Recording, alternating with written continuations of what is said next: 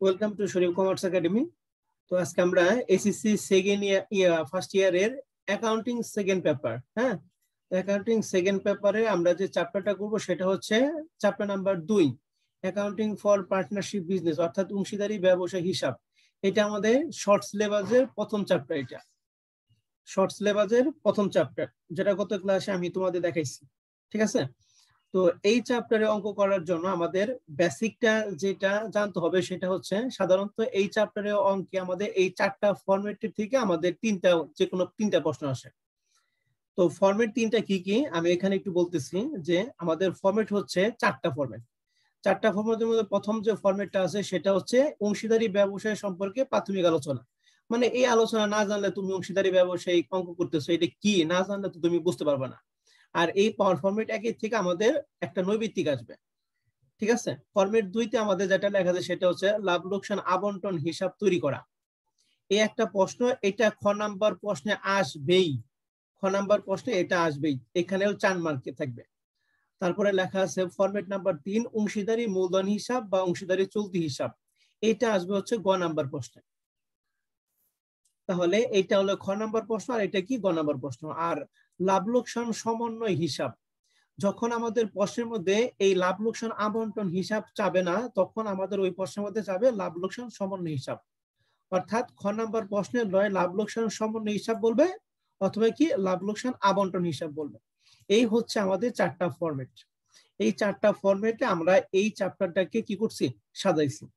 তো সর্বপ্রথম আমাদের যে জিনিসটা জানতে হবে সেটা হলো অংশীদারি ব্যবসা সম্পর্কে প্রাথমিক আলোচনা। এটা দেখো তোমাদের নৈবিত্তিক পরীক্ষার মধ্যে আসবে অংশীদারি ব্যবসায় কত সালে আইন অনুযায়ী পরিচালিত হয়। তাহলে এখানে লেখা আছে বাংলাদেশে বলবৎযোগ্য 1932 সালে অংশীদারি আইন অনুযায়ী। তাহলে বলতো দেখি অংশীদারি আইন কত সালে, সবাই একটু কন্ট্রিবিউট করবা। হ্যাঁ, অংশীদারি আইন কত সালে? 1932। এটা কিন্তু অবশ্যই তোমাদের সবাইকে মনে রাখতে হবে, অংশীদারি আইন কত সালে? 1932 সালে। তাহলে 1932 সালে অনুযায়ী 2 বা ততোধিক ব্যক্তি স্বেচ্ছায় মিলিত হয়ে চুক্তিতে যে কারবার গঠন ও পরিচালনা করে তাই কি বলে? অংশীদারি ব্যবসা বলে। তাহলে 2 বা ততোধিক ব্যক্তি, তার মানে অংশীদারি হতে হলে একজন কি অংশীদারি হতে পারবে না। কয়জন লাগবে? কমপক্ষে 2 জন লাগবে, এবং সর্বোচ্চ যে কয়জন হতে পারে। তবে এখানে সর্বোচ্চ ক্ষেত্রে লিমিট লেখা আছে, দেখো লেখা আছে এইরূপ ব্যবসা সংগঠনে সর্বনিম্ন সদস্য কয়জন বলো দেখি? 2 জন। তাহলে সর্বনিম্ন সদস্য সংখ্যা 2 জন, এবং সর্বোচ্চ সদস্য সংখ্যা হচ্ছে কয়জন বলো দেখি? 20 জন। সর্বোচ্চ সদস্য সংখ্যা কয়জন? 20 জন। তবে ব্যাংকিং অংশীদারি ক্ষেত্রে সর্বোচ্চ সদস্য সংখ্যা হবে 10 জন। এই কয়েকটা কথা তোমাকে অবশ্যই মনে রাখতে হবে। টোটাল কয়টা এখানে কথা আমি কি কালার করছি? 5টা। অংশীদারি আইন কত সালে? 1932 সালে। এর সর্বনিম্ন সদস্য সংখ্যা কয়জন? 2 জন। সর্বোচ্চ সদস্য সংখ্যা হচ্ছে 20 জন। তবে ব্যাংকিং অংশীদারি ক্ষেত্রে সর্বোচ্চ সদস্য সংখ্যা কয়জন বলো দেখি? 10 জন। 10 জন। এই কয়েকটা কথা তোমাকে অবশ্যই মনে রাখতে হবে। এই 5টা কথা যদি মনে রাখো তাহলে তুমি নৈবিত্তিকে 1 নাম্বার পাবে, এমসিকিউ পরীক্ষায় 1 নাম্বার পাইবা। আমি কি বুঝাইতে পারছি ব্যাপারটা? ওকে। এরপরে আমাদের যে ব্যাপারটা জানতে হবে, যেটা আমরা ফরম্যাট 2 এ সাজাইছি, সেটা হচ্ছে লাভ লোকসান আবন্টন হিসাব। এই লাভ লোকসান আবন্টন হিসাব খুবই ইম্পর্টেন্ট একটা জিনিস। আর এইটা যদি না পারি তাহলে আমরা পরবর্তী প্রশ্নের মধ্যে অংশীদারি মূলধন হিসাব বলো বা চলতি হিসাব বলে কিছুই পাবো না। অর্থাৎ এইটাই হচ্ছে আমাদের অংশীদারি অঙ্কের মধ্যে ইম্পর্টেন্ট জিনিস, মানে টার্নিং পয়েন্ট। তো এই ফরম্যাটটা করার জন্য আগে আমাদের সর্বপ্রথম কিছু জানতে হবে যে ফরম্যাটে আমাদের কি কি আসে। যেমন আমি এখানে তোমাদের এই ফরম্যাটের অঙ্কটা কিভাবে করবো আমি এখানে একটা নমুনা দিয়ে দিচ্ছি। এখানে লেখা আছে নিম্নে লাভ লোকসান আবন্টন হিসাবে নমুনা দেখানো হলো। তো এই নমুনাটার মধ্যে আমি যেভাবে তুমি পরীক্ষার প্রশ্নের সমাধান করবে আমি ওই ছকটা এখানে অঙ্কন করে দিচ্ছি, ঠিক আছে। মানে কিভাবে এই প্রশ্নটা করতে হবে আমি একটু বোঝাইতেছি, ভালো করে খেয়াল করো। সর্বপ্রথম তোমাকে দিতে হবে অংশীদারদের নাম দিতে হবে। অংশীদারি জন্য কমপক্ষে কয়জন থাকবে? 2 জন থাকবে। সর্বোচ্চ যে কয়জন থাকতে পারে, তবে আমাদের অঙ্কের ক্ষেত্রে সাধারণত সর্বোচ্চ 3 জন থাকবে, ঠিক আছে। আমাদের প্রশ্নের মধ্যে সাধারণত যে কয়জন থাকে তার মধ্যে সর্বোচ্চ কয়জন? 3 জন থাকবে। তাহলে আমি আপাতত ধরলাম যে আমরা যে অঙ্কটা করতেছি এই অঙ্কে আমাদের অংশীদারি কয়জন? 2 জন। ধর নামটা কি? একটা হলো ইয়াদ আলী আর একটা কি শুকুর। নাম দুইটা সুন্দর না? শুকুর আলী। হ্যাঁ, শুকুর আলী। নাম দুটা কিন্তু অনেক সুন্দর, তাই না? আচ্ছা, একটা হলো ইয়াদ আলী আর একটা হলো শুকুর। মনে করো তিনজন অংশীদার, তাহলে আরেকটা অংশীদারের নাম আমরা দিই পাইসু। সুন্দর নাম হয় না? অথবা মনে করো জৈনা, সকিনা, মর্জিনা, হ্যাঁ যেটাই দিই আমরা। হ্যাঁ, তাহলে এখানে প্রথম আমরা লিখবো অংশীদারদের নাম লিখবো, তারপর আমরা লিখবো হচ্ছে লাভ লোকসান আবন্টন হিসাব। আর এটা মনে রাখতে হবে লাভ লোকসান আবন্টন হিসাবটা 1 বছরের জন্য করা হবে এবং বছর শেষের দিন করা হবে। এই জন্য আমরা লিখবো 31শে ডিসেম্বর 2000, যত সাল দেয়া থাকবে অত সালে সমাপ্ত বছরের জন্য। তাহলে উপরে তিনটা ব্যাপারটা কি আমি কি বুঝাইতে পারছি সবাইকে? সবাই একটু কথা বলবো। হ্যাঁ, তাহলে প্রথম লাইনে আমরা কি লিখবো? অংশীদারদের নাম লিখবো। দ্বিতীয় লাইনে কি লিখবো? লাভ লোকসান আবন্টন হিসাব লিখবো। আর এই লাভ লোকসান আবন্টন হিসাবটা 1 বছরের জন্য করা হবে এবং কি বছরের শেষের দিন। এই জন্য আমরা লিখবো কি 31শে ডিসেম্বর 2000 অমুক সালে সমাপ্ত বছরের জন্য। ক্লিয়ার সবাই? সবাই একটু হ্যাঁ না করতে হবে। হ্যাঁ, এরপরে আসো আমাদের ছকটা এই পাশে আছে বিবরণ টাকা, বিবরণ টাকা। তবে এই বিবরণ টাকার থেকে সবচেয়ে ইম্পর্টেন্ট যে জিনিস সেটা হচ্ছে এই যে এই পাশে ডেবিট এবং এই পাশে ক্রেডিট। এইটা খুবই ইম্পর্টেন্ট জিনিস, বুঝতে পারছি? এখন আমার প্রশ্ন হচ্ছে এই ডেবিট পাশে কি কি আইটেমগুলি আসবে এবং এই ক্রেডিট পাশে কি কি আইটেমগুলি আমাদের আসবে। তো এই লাভ লোকসান আবন্টন হিসাব করার জন্য সর্বপ্রথম আমাদের যে জিনিসটা দিতে হবে সেটা হলো আমাদের প্রশ্নের মধ্যে থাকবে, সেটা হচ্ছে নিট লাভটা।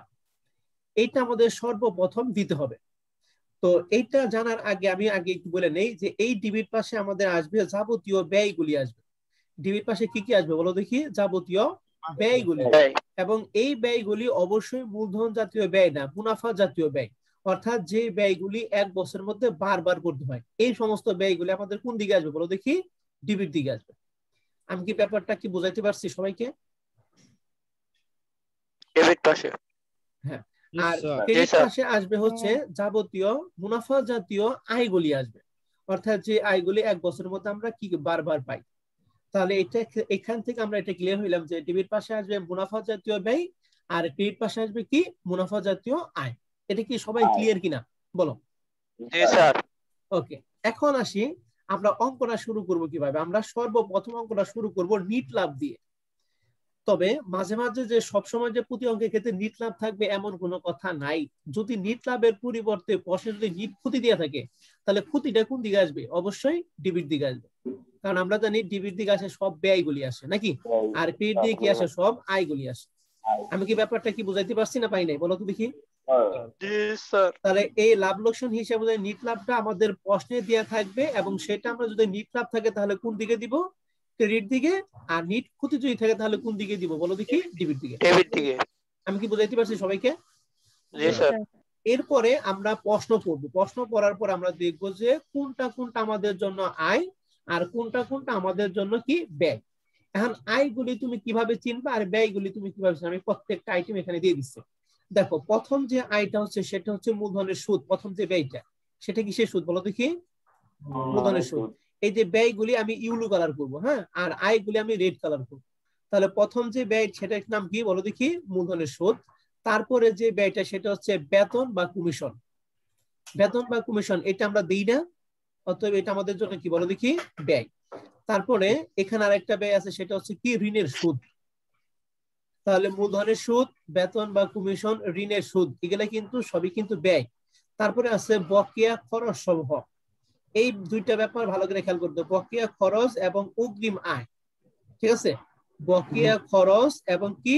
অগ্রিম আয়। আমাদের আয় কিন্তু সাধারণত ক্রেডিট পাশে আছে, কিন্তু ওই আয়টা যদি অগ্রিম লেখা থাকে তাহলে সেটা কোন দিকে আসবে বলো দেখি? ডেবিট দিকে আসবে। তাহলে বকেয়া আয় এবং কি? অগ্রিম বকেয়া খরচ এবং অগ্রিম আয়। তারপর আসবে কুঋণ বা কুঋণ সঞ্চিতি বা সাধারণ সঞ্চিতি। এগুলা যদি থাকে তাহলে অবশ্যই আমাদেরকে দিতে হবে। আমি কি বুঝাইতে পারছি? কিন্তু কথা হচ্ছে এখানে একটা লেখা আছে যদি উল্লেখ থাকে এবং লাভ লোকসান হিসাবে কি করে বাদ করে। এগুলা এই কয়েকটা জিনিস, এই যে বকেয়া খরচ, অগ্রিম আয়, কুঋণ, কুঋণ সঞ্চিতি এবং সাধারণ সঞ্চিতি, এই কয়টা জিনিস শুধু উল্লেখ থাকলে হবে না। এই জায়গায় লেখা আছে যদি উল্লেখ থাকে এবং লাভ লোকসান হিসাবে কি করে বলো দেখি? বাদ করে। অর্থাৎ লাভ লোকসান হিসাবে অন্তর্ভুক্ত করতে ভুলে তারা বাদ দিয়ে দিচ্ছে। এই সমস্ত যদি এটা যদি লেখা থাকে তাহলে এই কুঋণ, কুঋণ সঞ্চিতি বা বকেয়া খরচ, অগ্রিম খরচ যেটা আসবে। তাহলে এইটা কি এই কয়েকটা জিনিস কি থাকলে আসবে নাকি একটা কন্ডিশন আছে বলো দেখি? কন্ডিশন আছে। কন্ডিশনটা কি? লাভ লোকসান হিসাবে কি করতে হবে বলো দেখি? বাদ করতে হবে। বাদ করতে হবে স্যার। মানে লাভ লোকসান হিসাবে যদি না দেয় তাহলে আমরা দিব, আর যদি দেয় তাহলে দেওয়ার কোনো দরকার নাই। নাই আমি কি স্যার। বুঝাইতে পারছি ব্যাপারটা?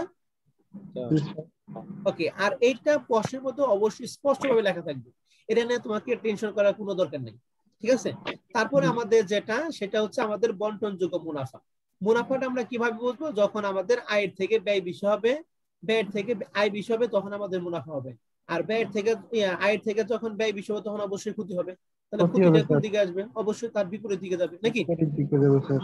ওকে, এখন আমরা কালার করব এইটা ব্যয়গুলি। তাহলে আমি ব্যয়গুলি দেখানো শেষ, এখন আয়গুলি আসবে। তাহলে আয়গুলির মধ্যে প্রথম যে আয়টা আছে সেটা হচ্ছে উত্তোলনের সুদ। উত্তোলনের সুদ একটা কি? আয়। তাহলে আয়। এখানে বলো তো দেখি, মূলধনের সুদ ব্যয়, তাহলে উত্তোলনের সুদ কি? আয়। আয়। এখন কিভাবে আয় ব্যয় হয় আমাকে বলো? মূলধন কি সম্পদ না দায়? বলো তো দেখি। মূলধন কি সম্পদ না দায়? বলো। মালিকানা সত্ত্ব। হ্যাঁ, মূলধন মালিকানা সত্ত্ব। এটা হচ্ছে যে মূলধন আনবে তার জন্য সম্পদ, কিন্তু প্রতিষ্ঠানের জন্য কিন্তু মূলধন কিন্তু দায়। ঠিক আছে? আমরা জানি প্রতিষ্ঠানের জন্য মূলধন কি? দায়। এই জন্য দায়ের সুদ আমরা কি দেই? দায়ের সুদ আমরা কি ব্যয় জানি না আয় জানি? বলো দেখি। ব্যয় জানি, এই জন্য মূলধনের সুদটা কি? ব্যয়। তাহলে মূলধন যদি সম্পদ হয়, দায় হয়, তাহলে উত্তোলন অবশ্যই সম্পদ।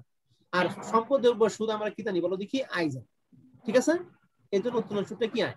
তাহলে এখান থেকে আমরা ক্লিয়ার হলাম মূলধনের সুদ ব্যয় আর উত্তোলন সুদ কি? আয়। ওকে, আবার বলেন একটু স্যার, আবার বলেন। আবার বলবো, মূলধন হচ্ছে দায়, তাহলে দায়ের সুদ হচ্ছে ব্যয়, এই জন্য মূলধনের সুদটা আমাদের ডেবিট দিকে আছে। বুঝতে পারছি ইমন? এরপর আমরা আসবো উত্তোলন। মূলধন যদি সম্পদ হয়, মূলধন যদি দায় হয়, উত্তোলন অবশ্যই সম্পদ। ঠিক আছে? আর উত্তোলন সম্পদ মানে কি? আমরা জানি সম্পদের সুদ কি? আয় হয় না ব্যয় হয়? বলো। আয়। আয়, এই জন্য উত্তোলন সুদটা কি? আয়। এই কথাটাই বলছি। ওকে, এরপরে আমাদের দ্বিতীয় যে আয় সেটা হচ্ছে অলিখিত পণ্য উত্তোলন। যদি কোনো পণ্য উত্তোলন থাকে তাহলে সেটা আমাদের ক্রেডিট দিকে আসবে। ঠিক আছে? তারপরে আমাদের এখানে দেখো দুইটা জিনিস আছে, এখানে আছে বকেয়া খরচ আর কি বলো দেখি? অগ্রিম আয়। তাই ছিল না এখানে? আর এখানে আসবে এই দুইটার বিপরীত, এই বকেয়া খরচের পরিবর্তে আসবে বকেয়া আয় সমূহ। আর এই অগ্রিম আয়ের পরিবর্তে এর বিপরীতে আসবে কি? অগ্রিম খরচ সমূহ। আমি কি বুঝাইতে পারছি? এই দুইটা ব্যাপারটা কিন্তু ভালো করে খেয়াল করতে হবে। হ্যাঁ, তাহলে বকেয়া আয় সমূহ এবং অগ্রিম খরচ সমূহ। ঠিক আছে? যদি উল্লেখ থাকে এবং লাভ লোকসান হিসাবে কি করতে হবে বলো দেখি? বাদ করতে হবে। তাহলেই শুধুমাত্র এই দুইটা আইটেম আসবে, আর যদি না বাদ করে তাহলে আসবে না। ঠিক আছে? হ্যাঁ, তাহলে এখন কথা হচ্ছে বকেয়া খরচ এবং অগ্রিম আয় হচ্ছে ব্যয় পাশে আসবে, আর বকেয়া আয় এবং অগ্রিম খরচ গুলো আসবে কোন দিকে বলো দেখি? এখন তাহলে কি এই বক্সের মধ্যে কি কি আসবে এটা কি আমরা সবাই কি ক্লিয়ার কিনা? যদি ক্লিয়ার না হয় আমাকে বলো, আমি বুঝিয়ে দিই। হ্যাঁ, বলো তো কি সবাই কি ক্লিয়ার কিনা? আমি আরেকবার একটুখানি বলতেছি যে এই লাভ লোকসান হিসাবটা 1 বছরের জন্য করা হবে। এই ডেবিট পাশে আসবে যাবতীয় মুনাফা জাতীয় ব্যয়, আর ক্রেডিট পাশে আসবে যাবতীয় মুনাফা জাতীয় আয়। এই লাভ লোকসান হিসাবটা শুরু করতে হবে কি দিয়ে? শুরু করতে হবে নিট লাভ দিয়ে শুরু করতে হবে, যেটা আমাদের প্রশ্নের মধ্যে স্পষ্টভাবে উল্লেখ থাকবে। নিট লাভ, নিট লাভ যদি থাকে তাহলে ক্রেডিট দিকে, নিট ক্ষতি থাকলে আমাদের কোন দিকে? ডেবিট দিকে। তারপর আমাদের প্রশ্নে দেখবো যে আয়গুলি কোনগুলি আর ব্যয়গুলি কোনগুলি। আয়গুলি আমরা দিব ক্রেডিট পাশে আর ব্যয়গুলি দিব কি? ডেবিট পাশে। ঠিক আছে? এখন সর্বশেষ আমাদের কাজ করতে হবে, সেটা হচ্ছে আমাদের দেখতে হবে আয় বেশি হয়েছে না ব্যয় বেশি হয়েছে। যদি আয়ের থেকে ব্যয় বেশি হয়, যেমন মনে করো আমি একটা বললাম যে আমাদের প্রশ্নের মধ্যে ব্যয় হয়েছে 80,000 টাকা। ঠিক আছে? এই যে এই পাশে হয়েছে 80,000 টাকা আর এই পাশে হয়েছে মনে করো 60,000 টাকা। তাহলে আমাকে বলো তো দেখি, ব্যয় হয়েছে 60,000 টাকা, আয় হয়েছে 20 ব্যয় হয়েছে 80,000 টাকা আর আয় হয়েছে কত? 60,000 টাকা। তাহলে কি বেশি হয়েছে? আয় বেশি হয়েছে না ব্যয় বেশি হয়েছে? ব্যয় বেশি হয়েছে। তাহলে ব্যয় বেশি হওয়া মানে কি? ক্ষতি না লাভ? তাই বলো। ক্ষতি। তাহলে ক্ষতি কোন দিকে আসবে? ক্রেডিট দিকে আসবে নাকি স্যার এবং ম্যাডামরা? আর এইটাই যদি উল্টা হয়, মনে করো তোমার ব্যয় হয়েছে 60,000 টাকা আর আয় হয়েছে মনে করো 70,000 টাকা, তাহলে এখন বলো তো দেখি, ব্যয় হয়েছে 60,000 টাকা, আয় হয়েছে 70,000 টাকা, এখন কি লাভ হবে না ক্ষতি হবে? লাভ। কত টাকা লাভ হবে বলো একটু? 10,000 টাকা। ঠিক আছে, ক্লিয়ার কিনা? ওকে, তাহলে আয় এবং ব্যয় সম্পর্কে আমাদের ধারণাটা ক্লিয়ার। ঠিক আছে, ওকে। এখন এই লাভ লোকসান হিসাব করার জন্য আমাদের কিছু রুলস জানতে হবে। এই রুলস গুলি আমি একটু তোমাদের দেখাবো, তারপর আমরা অঙ্ক শুরু করবো। প্রথম যে রুলসটা আছে সেটা রুল নাম্বার 1। এই রুলটা হচ্ছে উত্তোলন এবং উত্তোলনের সুদ সম্পর্কে। এইটা কিন্তু খুব ইম্পর্টেন্ট একটা জিনিস। হ্যাঁ, উত্তোলন এবং উত্তোলন সুদ সম্পর্কে আমাদের কি কি ব্যাপারটা, এটা ভালো করে খেয়াল করো। সর্বপ্রথম আমরা যারা জানো সেটা হলো উত্তোলন সম্পর্কে আমরা জানি। ঠিক আছে, উত্তোলন সম্পর্কে আমাদের প্রশ্নে মোট নিয়ম আছে 4টা নিয়ম দিয়ে আছে। এই 4টা নিয়মের বাইরে তুমি বইতে কোনো নিয়ম পাইবা না, এটা যে কোনো বই হোক, এই 4টা নিয়মের বাইরে কোনো নিয়ম নাই। ঠিক আছে, এখন একটু ভালো করে খেয়াল করো। আমরা জানি, বলো তো দেখি, 1 বছর সমান সমান কয় মাস? 12 মাস। সবাই কিন্তু ভালো করে খেয়াল করবা, 1 বছর সমান সমান 12 মাস। আমি প্রথম যেটা লিখছি সেটা হচ্ছে যদি 2 মাস পর পর হয় বা দ্বিমাসিক হয়। 2 মাস পর পর মানে কি দ্বিমাসিক? এখন আমাকে বলো তো দেখি, 2 মাস পর পর যদি কেউ উত্তোলন করে তাহলে সে বছরে কয়বার উত্তোলন করবে? 6বার উত্তোলন করবে, কারণ 12 মাসের মধ্যে 2 মাস পর পর দিলে 6বার উত্তোলন করবে, তাই তো ব্যাপারটা? তাহলে সেক্ষেত্রে আমরা লিখছি বাৎসরিক উত্তোলন সমান সমান, মানে 1 বছরের উত্তোলন সমান সমান হবে আমাদের যে টাকা উল্লেখ থাকবে, এখানে লেখা আছে উল্লেখিত টাকা ইন্টু কত বলো দেখি? 6। অর্থাৎ যদি প্রশ্নে যদি বলা থাকে 2 মাস পর পর সে 3,000 টাকা উত্তোলন করবে, তাহলে বাৎসরিক উত্তোলন সমান সমান কত হবে বলো তো দেখি? আমি বলছি 2 মাস পর পর 3,000 টাকা উত্তোলন, তাহলে সেক্ষেত্রে বাৎসরিক উত্তোলন সমান সমান কত হবে? 3,000 into 6 কত হয়? তাহলে 3,000 ইন্টু কত হবে? 6 সমান সমান কত? 18,000 টাকা। 18,000। আমি কি বুঝাইতে পারছি ব্যাপারটা? স্যার। উল্লেখিত টাকা মানে প্রশ্নে যারা উল্লেখ থাকবে সেটা। এখন আসি 2 নাম্বার নিয়মটা, যদি 3 মাস পর পর হয়, 3 মাসের আরেকটা নাম হচ্ছে কি? ত্রৈমাসিক। ঠিক আছে, এখন বলো তো দেখি 3 মাস পর পর হলে বছরে কয়বার উত্তোলন করবে? 4বার। 4বার। তাহলে উল্লেখিত টাকারে 4 দ্বারা গুণ করলে আমাদের হয়ে যাচ্ছে নাকি? 12,000 টাকা। স্যার। ওকে, তারপরে লেখা আছে যদি অর্ধবার্ষিক থাকে, অর্ধবার্ষিক বা 6 মাস পর পর, তাহলে 6 মাস পর পর যদি হয় তাহলে বছরে কয়বার উত্তোলন করবে? 2বার। তাহলে উল্লেখিত টাকারে 2 দ্বারা গুণ করলে কাজ শেষ। ক্লিয়ার? এরপরে লেখা আছে যদি প্রত্যেক মাসে বা 1 মাস পর পর উত্তোলন করা হয়, তাহলে 1 মাস পর উত্তোলন করে বছরে কয়বার উত্তোলন করবে? একটু বলো সবাই। 12 বার। 12 বার।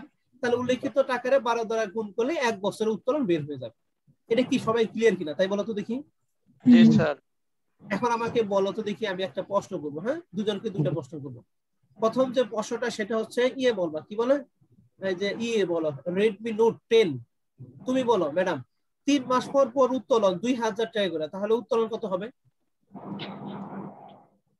খালি এতগুলো এত বলা পারলেই হইব। হ্যাঁ, 3 মাস পর পর উত্তোলন 2,000 টাকা করে।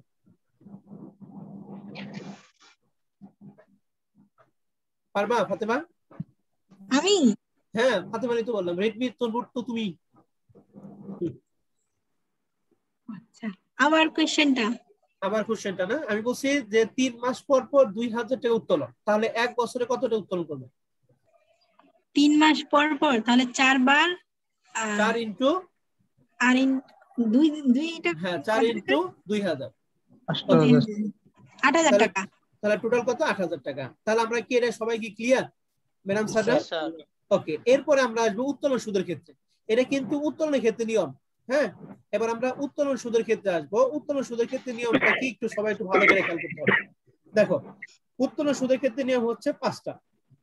এই 5টা নিয়মের বাইরে আর কোনো নিয়ম নাই আমাদের। হ্যাঁ, তাহলে প্রথম যেটা সেটা হচ্ছে প্রত্যেক মাসে যদি প্রথম তারিখ উত্তোলন করা হয়, প্রত্যেক মাসে কি প্রথম তারিখ, তাহলে সেই ক্ষেত্রে আমাদের যে কাজটা করতে হবে সেটা দেখো, ইব্রাহিম ওখানে শব্দ দিতেছে। হ্যাঁ, মিউট করে দিছি, সবাই আবার আনমিউট হবে।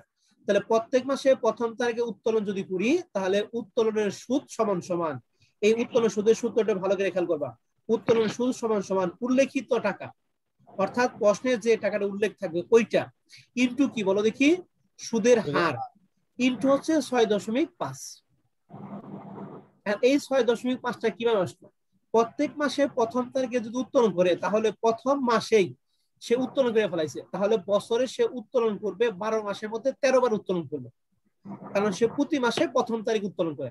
তাহলে 12 মাসের মধ্যে যদি 13 বার উত্তোলন করে তাহলে 13 রে 2 দ্বারা ভাগ করলে কত হয়? 6.5। 6.5। ঠিক আছে, এর জন্য প্রথম তারিখে উত্তোলন যদি করি তাহলে উত্তোলন সুদ সমান সমান সূত্র কি? উল্লেখিত টাকা ইনটু সুদের হার ইনটু কত? 6.5। ঠিক আছে, শুধুমাত্র এই রেটটা মনে রাখতে হবে, এই 6.5 মনে রাখতে হবে যে প্রতি মাসের শুরুতে যদি করি তাহলে 6.5। ওকে। 2 নম্বর নিয়মটা হচ্ছে প্রত্যেক মাসে মাঝামাঝি বা যদি কোনো কিছু উল্লেখ না থাকে তাহলে প্রত্যেক মাসে মাঝামাঝি উত্তোলন মানে কি? সে বছরে কয়বার উত্তোলন করবে? 12 বার উত্তোলন করবো। তাহলে 12 রে 2 দ্বারা ভাগ করলে কত হবে? 6। ঠিক আছে, আর সব ঠিক আছে। তাহলে এখান থেকে বুঝতে পারলাম যদি প্রথম তারিখ উত্তোলন করে তাহলে 6.5 আর মাঝে মাঝে যদি উত্তোলন করে তাহলে কত? 6। ঠিক আছে স্যার মাঝে মাঝে মাঝে মাঝে যে উত্তোলন স্যার এটা কি 6 মাস হিসাব করে ই করবো নাকি স্যার? হ্যাঁ, অবশ্যই মাঝে মাঝে যদি উত্তোলন করে তাহলে মনে করবা সে বছরে 12 বার উত্তোলন করবে, মানে প্রতি মাসে মাঝে উত্তোলন করবে। তাহলে মাসে যদি 12 বার উত্তোলন করে তাহলে 12 রে 2 দ্বারা যদি ভাগ করে তাহলে কত হয়? 6 হয়। এই জন্য 6 হবে। ঠিক আছে, ওকে। তারপরে 3 নম্বর যেটা লাগে সেটা প্রত্যেক মাসে যদি শেষ তারিখ উত্তোলন করে। এখন আমাকে বলো প্রতি মাসে প্রথম তারিখ উত্তোলন করলে সে কয়বার উত্তোলন করছিল? 13 বার উত্তোলন করছিল। আর প্রতি মাসে যদি শেষ উত্তোলন সে তাহলে অবশ্যই একবার কম উত্তোলন করবে, তাই তো ব্যাপারটা? 11 বার উত্তোলন করবে। এখন 11 রে 2 দ্বারা ভাগ করলে কত হয়? 5.5। ঠিক আছে, তাহলে এই তিনটা নিয়ম কি ক্লিয়ার কিনা সবাই একটু ভালো করে বলো। প্রশ্নের মধ্যে কিন্তু এই তিনটা নিয়মের যে কোনো একটা নিয়ম থাকবে। হ্যাঁ, তাহলে আমরা এখান থেকে বুঝতে পারলাম প্রতি মাসে প্রথম তারিখ উত্তোলন করলে 6.5, মাঝামাঝি বা কোনো কিছু উল্লেখ না থাকলে শুধু 6, আর শেষে উত্তোলন করলে কত? 5.5। ক্লিয়ার? জি স্যার।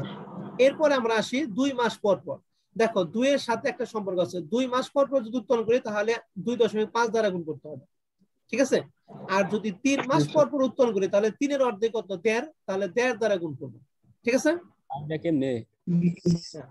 এটা 2 মাস পর পর যদি উত্তোলন করি। হ্যাঁ, দেখো তাহলে 2 মাস পর পর যদি উত্তোলন করা হয় তাহলে এটার একটা নিয়ম আছে। হ্যাঁ, এই নিয়মটা আমি তোমাকে একটু পরে দেখাইতেছি। হ্যাঁ, আপাতত শুধুমাত্র মনে রাখো যে 2 মাস পর পর উত্তোলন করলে 2.5 এবং 3 মাস পর পর উত্তোলন করলে কত? 1.5। ঠিক আছে ইমন? আর এই দুইটা নিয়ম যে 2 মাস পর পর যে কিভাবে আড়াই হলো এইটা নিয়মটা আমি তোমাকে একটু পরে দেখাইতেছি। হ্যাঁ, কারণ এখন দেখালে তোমরা বুঝবা না, যখন প্রশ্নের মধ্যে আসবে তখন দেখাইলে আরো ভালো বুঝবা। ঠিক আছে, এটা শুধুমাত্র মনে রাখো যে স্যার এটা আমাদের একটু বলে দিবেন। হ্যাঁ, ওকে। তাহলে আমরা কি উত্তোলন এবং উত্তোলন সুসময় ক্লিয়ার করা পারছি? জি স্যার। আচ্ছা, আমি তাহলে একজনকে একটা প্রশ্ন জিজ্ঞেস করি। হ্যাঁ, একটু বলো উত্তোলনের ক্ষেত্রে যদি 2 মাস পর উত্তোলন করে তাহলে উত্তোলন সমান সমান কত? কিভাবে উত্তোলন সূত্রটা কি হবে? 2 মাস পর পর স্যার। হ্যাঁ, 2 মাস পর উত্তোলন করলে তাহলে উত্তোলন সমান সমান কত হবে? উল্লেখিত টাকা ইনটু কত হবে? 2.5 স্যার। না না না, উত্তোলনের ক্ষেত্রে বুঝছি আমি কিন্তু। উত্তোলনের ক্ষেত্রে 2 মাস পর পর, হ্যাঁ, তাহলে 6 দ্বারা গুণ হবে স্যার। তাহলে 6 দ্বারা গুণ করতে হবে। এটা ব্যাপারটা ভালো করে খেয়াল করবো। উত্তোলনের ক্ষেত্রে 2 মাস পর পর মানে কত? 6। কিন্তু উত্তোলনের সুদের ক্ষেত্রে 2 মাস পর পর মানে কত বলো দেখি? 2.5। এই ব্যাপারটা কিন্তু খেয়াল করতে হবে। হ্যাঁ, এবার ঝুমুর বলবা 3 মাস পর পর যদি উত্তোলন করি তাহলে উত্তোলনের ক্ষেত্রে কত দ্বারা গুণ করতে হবে? 4। আর যদি 3 মাস পর পর যদি উত্তোলন করি তাহলে উত্তোলন সুদের ক্ষেত্রে কত দ্বারা গুণ করতে হবে? 1.5। 1.5। গুড। এবার সুহাগ বলবা 6 মাস পর পর উত্তোলন যদি করি তাহলে কত দ্বারা গুণ করতে হবে উত্তোলনের ক্ষেত্রে 6 মাস পর পর? 2। হ্যাঁ, আচ্ছা ঠিক আছে। ইমন বলো প্রতি মাসে প্রথম তারিখে যদি উত্তোলন করি তাহলে উত্তোলন সুদের ক্ষেত্রে কত দ্বারা গুণ করতে হবে প্রতি মাসে প্রথম তারিখে?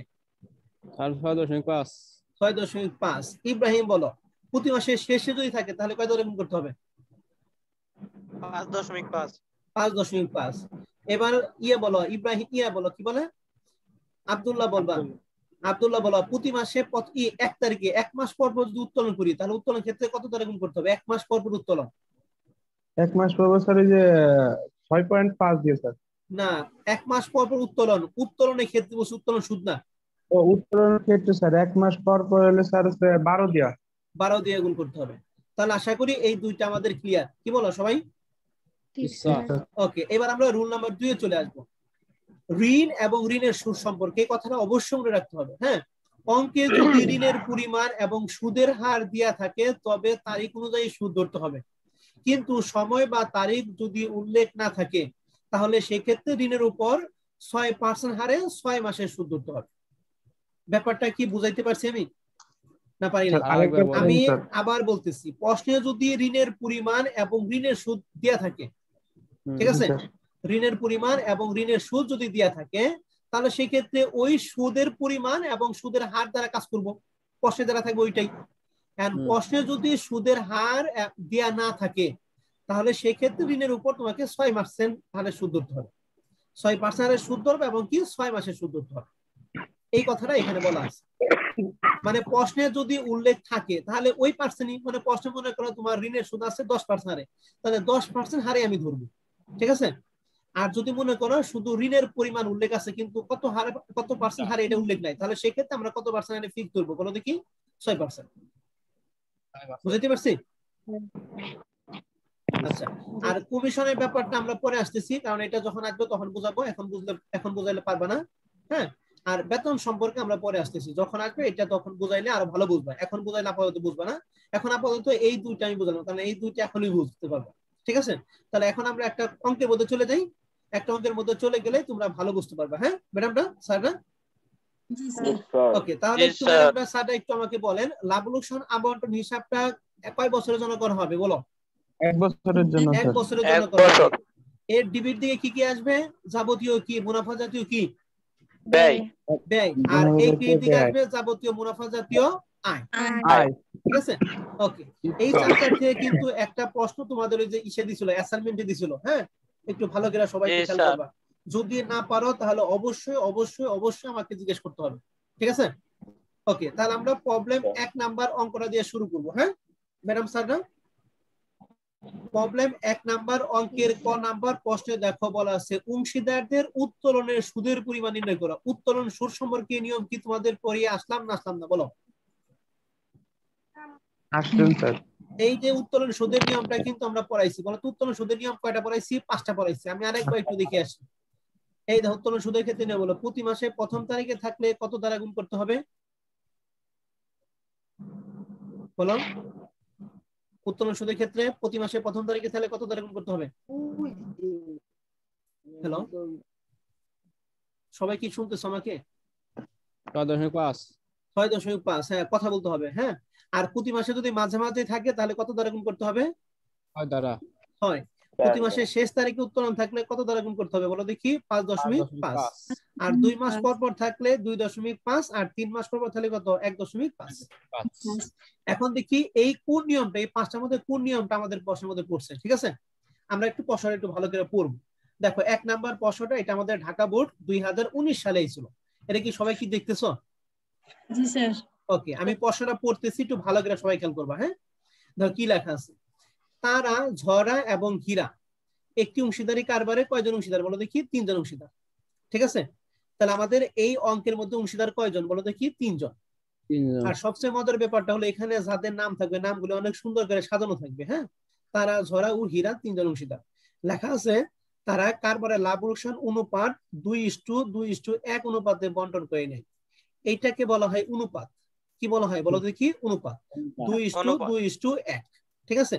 অনুপাতের বন্টন নিয়মটা আমি তোমাদের শিখাবো, কোনো টেনশন করার দরকার নেই। আপাতত এখানে মনে রাখো এটা একটা অনুপাত, অনুপাতে বন্টন করে নেয়। এরপরে লেখা আছে 1 জানুয়ারি 2018 তারিখে তাদের মূলধনের পরিমাণ ছিল 60,000 টাকা, 50,000 টাকা এবং কত? 30,000 টাকা। তাহলে আমাদের অংশীদার কয়জন ছিল? 3 জন। 3 জন কে ছিল? তারা, ঝরা এবং হীরা, নাকি? তাহলে এখানে বলো তো দেখি তারার মূলধন কত টাকা? তাহলে 60,000 টাকা। ঝরার মূলধন হচ্ছে 50,000 টাকা এবং হীরার মূলধন কত? 30,000 টাকা। এই পর্যন্ত কি সবাই কি ক্লিয়ার কিনা? এরপরে কি লেখা আছে ভালো করে খেয়াল করবা। তারা মূলধন ও উত্তোলনের উপর 5% হারে সুদ ধার্যের সিদ্ধান্ত নেওয়া হয়েছে। পাইছি আমরা সবাই? তাহলে এখানে বলা তো দেখি কয়টা সম্পর্কে বলা আছে? 2টা সম্পর্কে বলছে, মূলধনের সুদ এবং কি উত্তোলনের সুদ, তাই তো ব্যাপারটা? এখন আমাকে একজন বলো, এখন আমাকে বলো। ইব্রাহিম মিউট করে দিলাম। ওকে, তাহলে এখন আমাকে একজন বলো তো দেখি মূলধনের সুদ এবং উত্তোলনের সুদ এই দুইটার মধ্যে মূলধনের সুদটা আমাদের কোন দিকে আসে? ডিবির দিকে আসে না ক্রেডিট দিকে আসে? লাভ লোকসান আবন্টন হিসাবে ডিবির দিকে স্যার। ডিবির দিকে, কারণ মূলধনের সুদ একটা ব্যয়। আর উত্তোলনের সুদ কোন দিকে আসবে? ক্রেডিট দিকে। ক্রেডিট দিকে আসবে। গুড। খুবই ভালো পারছো, ধন্যবাদ তোমাদের সবাইকে। ওকে, এরপরে কি লেখা আছে দেখো, তারা সার্বক্ষণিক দায়িত্ব পালনের জন্য মাসিক কত টাকা বেতন পায় বলো দেখি? 3000 টাকা বেতন পায়। এখন আমাকে বলো এই বেতনটা এটা কি আয় না ব্যয়? বলো। ব্যয় স্যার। ব্যয়। তাহলে ব্যয় কোন দিকে আসে? ডিবিট দিকে না ক্রেডিট দিকে? ডেবিট পাশে স্যার। ডেবিট পাশে। সবাই কি বুঝতেছো না বুঝতেছো না বলো? জি স্যার। তাহলে আমি এখান থেকে আপাতত তিনটা জিনিস পাইছি, একটা মূলধনের সুদ পাইছি, একটা উত্তোলনের সুদ পাইলাম, একটা কি পাইলাম? বেতন পাইলাম।